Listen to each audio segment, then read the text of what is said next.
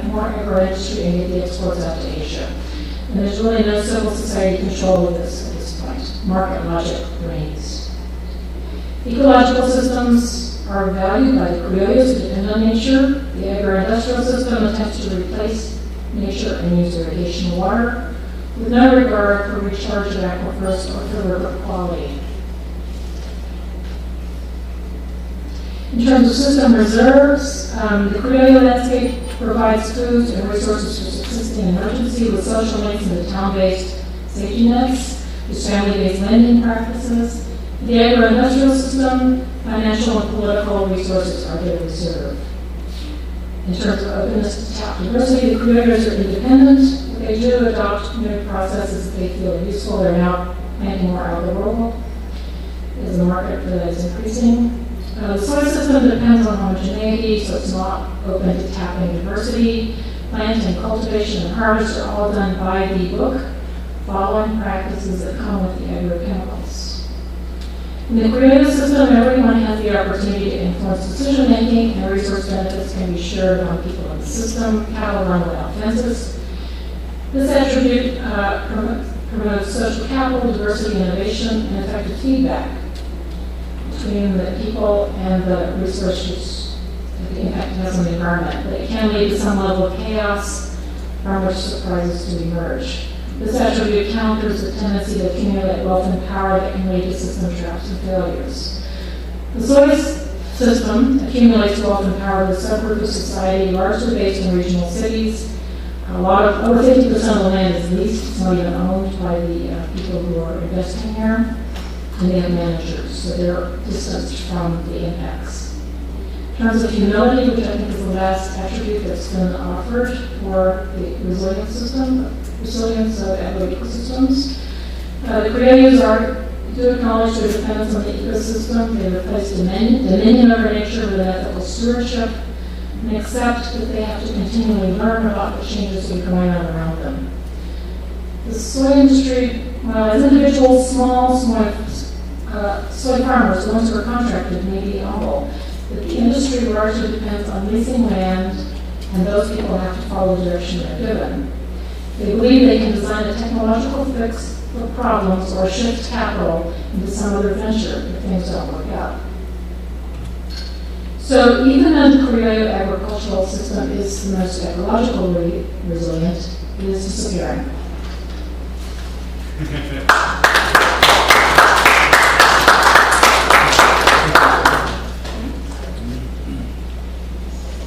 Thank you very much, Dennis. We can take 5 minutes questions.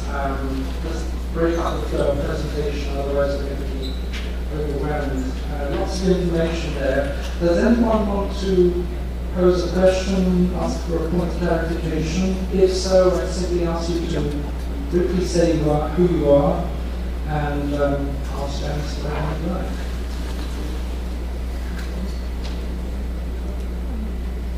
Yep. Hi there, I'm Eva Parsons from New Zealand. Just a question is, what's the relationship between the agro-soy producers and what are the perspectives on each other, on each other's practices? The criollos are a barrier. They're a problem for expanding, and the criollos themselves are threatened by the agro-industry. So the relationship is not.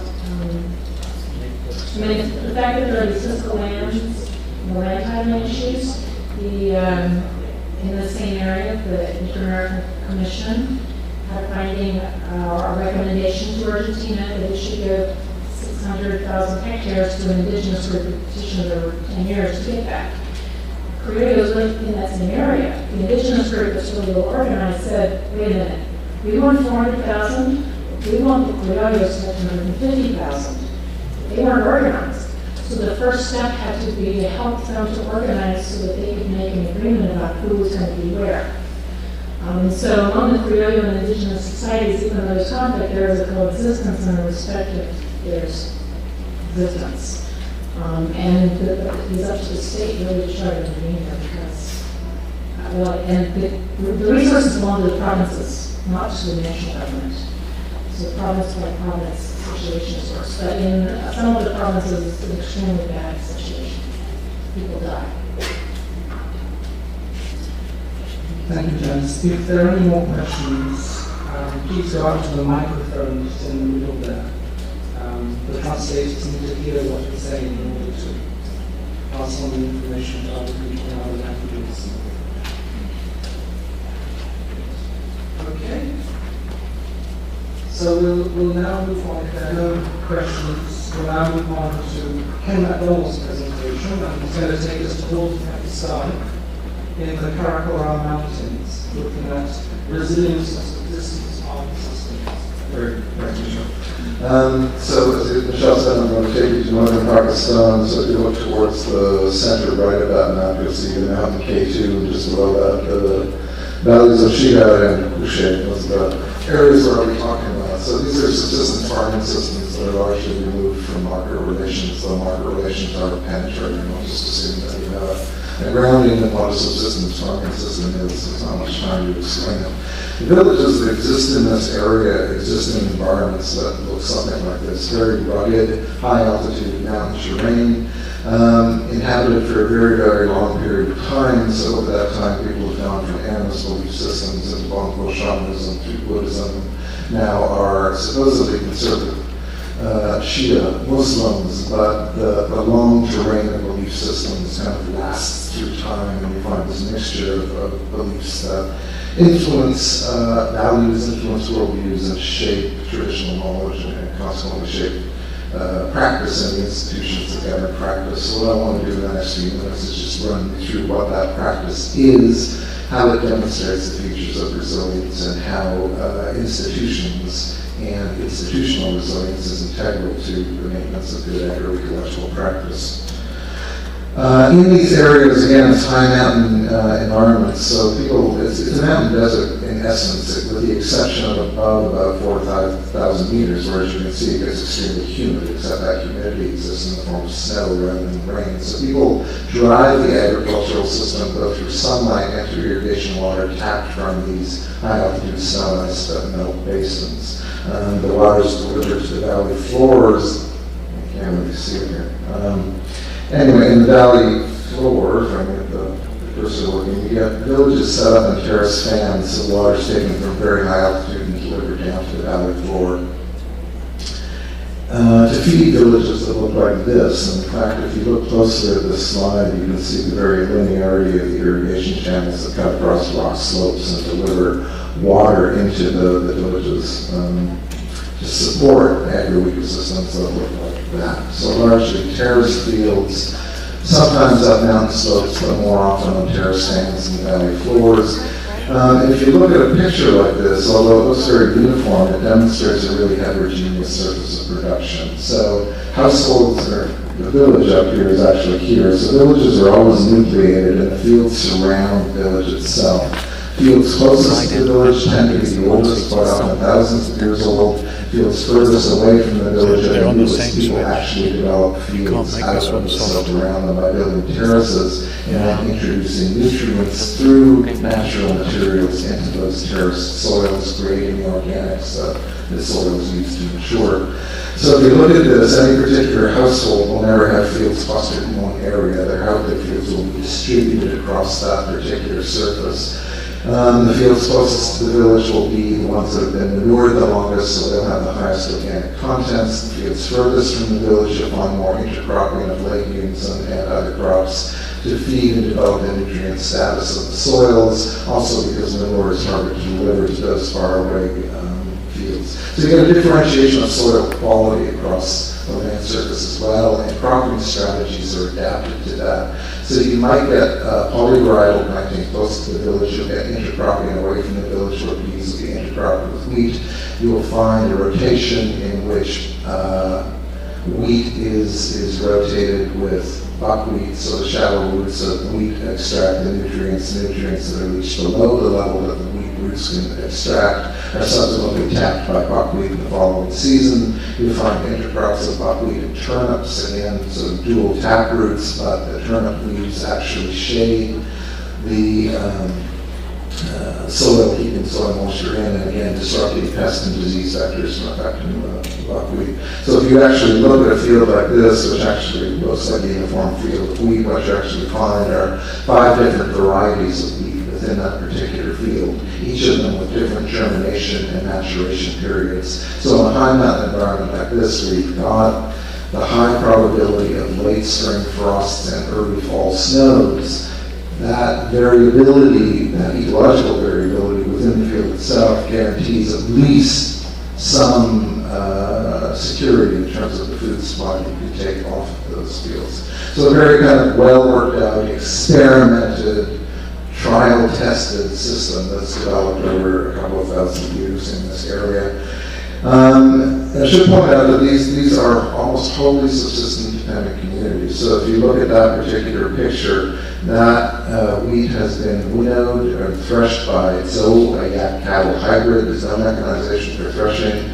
If you can kind of see this fellow's pitchfork here, it's all made of wood. The one is all made of wood. All of the implements are taken from local materials. That's slightly changing now, but just within the last 10 years.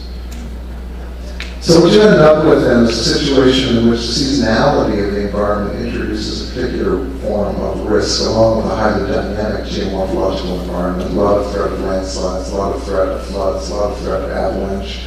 That will disrupt the kind of surface of production, but that's managed through diversity. So the subsistence system is really, and the food security that goes along with it is dependent upon the resilience within the system. And that is in fact put into place through effective field distribution that minimizes risk, doesn't concentrate land in any one place, and land management strategies, including different regimes of fertilization, using crops as the basis of fertilization, green manure versus using animal manure.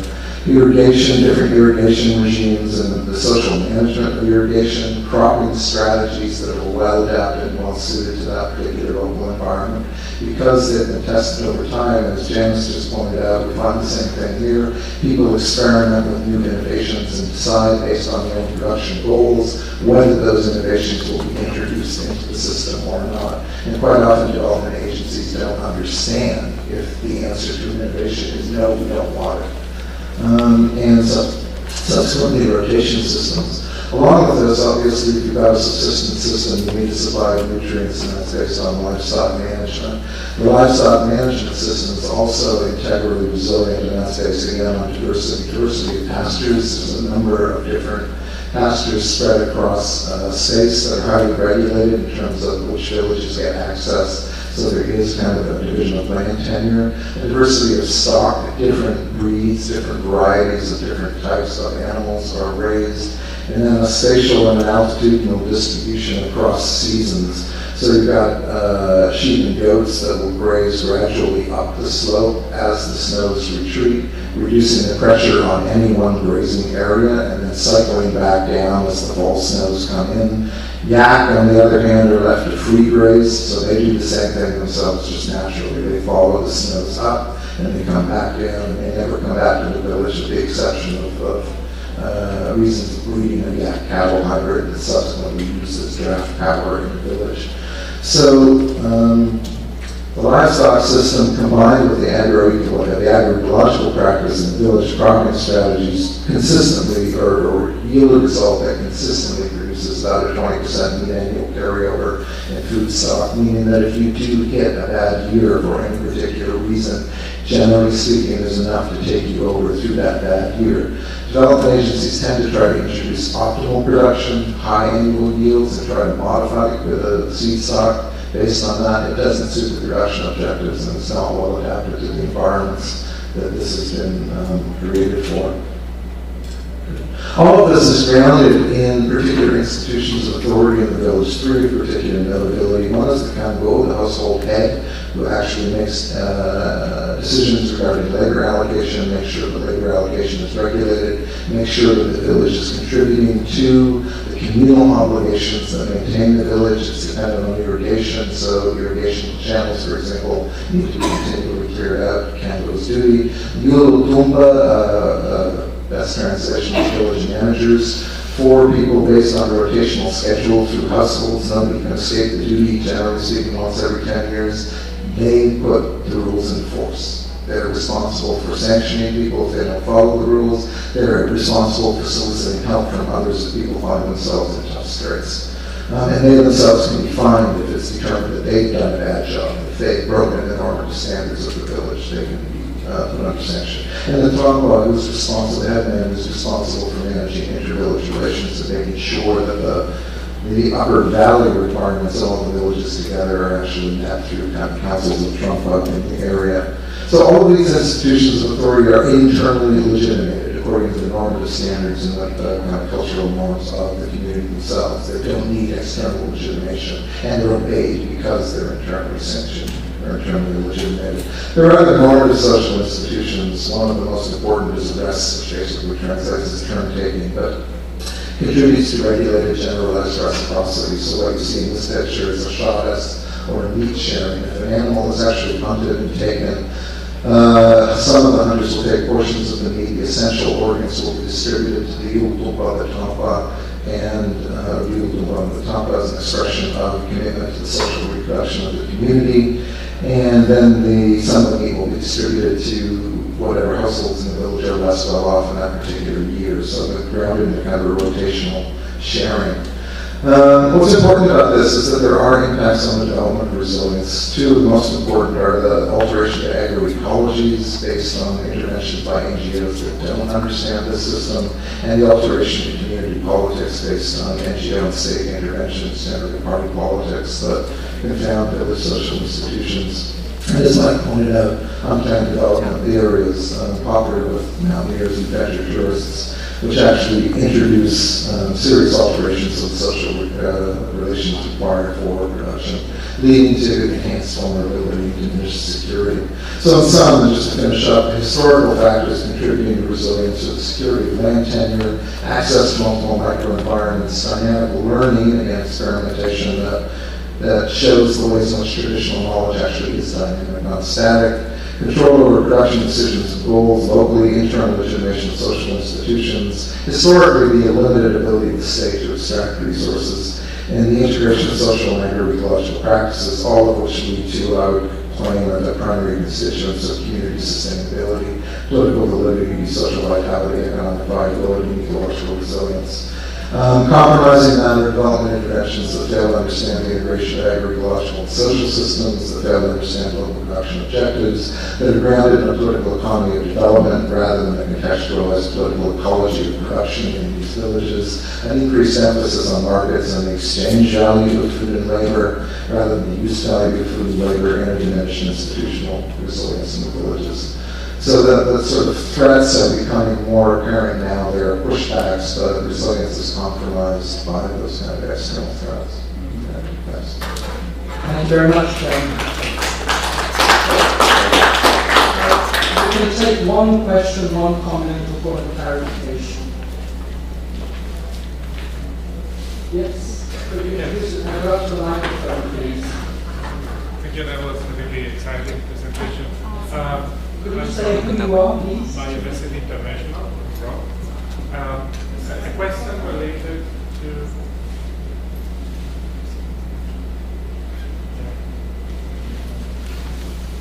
Yes, okay. Biodiversity International, question related to indigenous knowledge, and what is your assessment on the erosion of this knowledge? The evolution of the knowledge. Erosion. The erosion of the knowledge, sorry. A lot of it has to do with the introduction of what I would call possessive individualism. So, as I think Mike was pointing out, things in this area like adventure tourism, mountaineering, and adventure trekking that introduce kind of the alienation of labor into these sorts of the idea of the alienation of labor in these communities. So, wage labor, in which the subject is separated into the embodied kind of person of the village, but then the alienation of labor can be extracted. And the realization of kind of wage labor that can purchase benefits of that alienation. So when that infusion of a new subjectivity happens, you get that form of individualization, which compromises, or which does two things. One, it can draw people away from the village itself, And two is it compromises the connection between generations through which knowledge is actually transferred. So some of the things that you're actually seeing now are breakdowns in relations between sons and their fathers, because sons have gone off and worked as porters, mountaineering expeditions, or for trekking groups. And it's not that their fathers didn't do that, but the fathers did it in a different era where the kind of market goods weren't available, the cash couldn't be used to purchase the kind of market goods, and where mountaineers weren't introducing the kind of high-tech gadgetry that they are today. Okay. We'll have an opportunity to go further in the conversation in the final discussion phase of this workshop. But for now, I'd like to move on to the next presentation. Harry Jonas and Polly Storm, and Harry will be presenting the impacts of national law on local governance and resilience.